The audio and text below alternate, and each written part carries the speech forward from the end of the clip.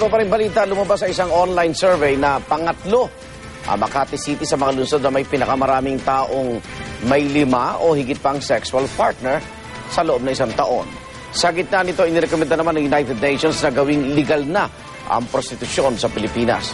Saksi si Lala Roque.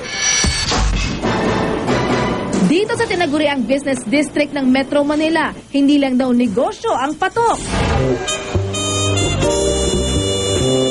Batay sa online survey ng worldwide dating website na seekingarrangement.com, pangatlo raw ang Makati sa mga lugar sa Asia kung saan maraming lalaki ay nagsabing may 5 o higit pa silang sexual partners sa loob ng isang taon. Sa naturang survey, number 1 ang Bangkok, Thailand at sinundan ng Osaka, Japan.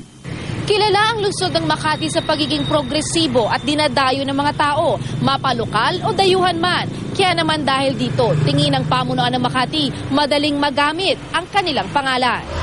Baka yung iba lang gusto magyabang, di ba? Kung gusto maka-attract ng mga pwedeng ma-date, siguro tingin nila, if I put Makati as my place of residence, mas iba yung pagtingin sa kanila. Pinagkibit-balikat lang din nila ang resulta ng naturang survey. Napakahirap na bigyan ng kredibilidad or seryosohin yung resulta ng survey. Dahil precisely doon, you don't even know kung talaga nagsasabi ng totoo. Ang mga taga Makati, iba-iba ang reaksyon. Totoo po yun. Kasi po, tingnan nyo nga naman po yung nature namin kung di ba? Maraming club. Di lahat ng babae nandito sa Makati.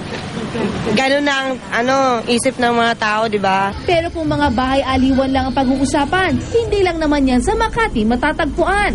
Ang United Nations naniniwalang panahon na para gawing legal ang prostitusyon sa Pilipinas, kesa naman patago pa raw itong naisasagawa.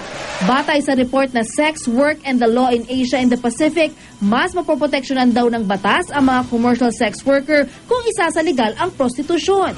Mabibigyan daw sila ng mga benepisyo gaya ng pensyon, access sa pagbubukas ng bank account at pagkuha ng insurance at pagsali sa mga unyon. Pero ayon sa isang sociologist, positibo man ang layunin ng United Nations, malabo raw na maipatupad ito sa bansa. Kung titignan natin in a wider perspective, yung layunin ng UN ay maganda naman. It's to protect the people who are actually working, yung sabi nga nila.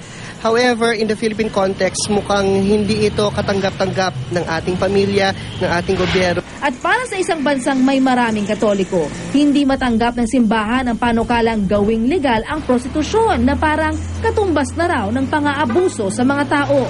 Dapat daw tulungan ng mahihirap na mabigyan dignidad dahil ang pagkikipagtalik kapalit ng pera ay hindi raw kailanman magiging moral at katanggap-tanggap. Hati naman ang opinyon ng mga nakausap namin sa mungkahi ng United Nations. Hindi porke ginagawa ng mga western countries, especially sa Europe, kasi legal ang ang mga sex workers doon. Siguro hindi solution na na parang konsintihin. Pala na mababatas dyan.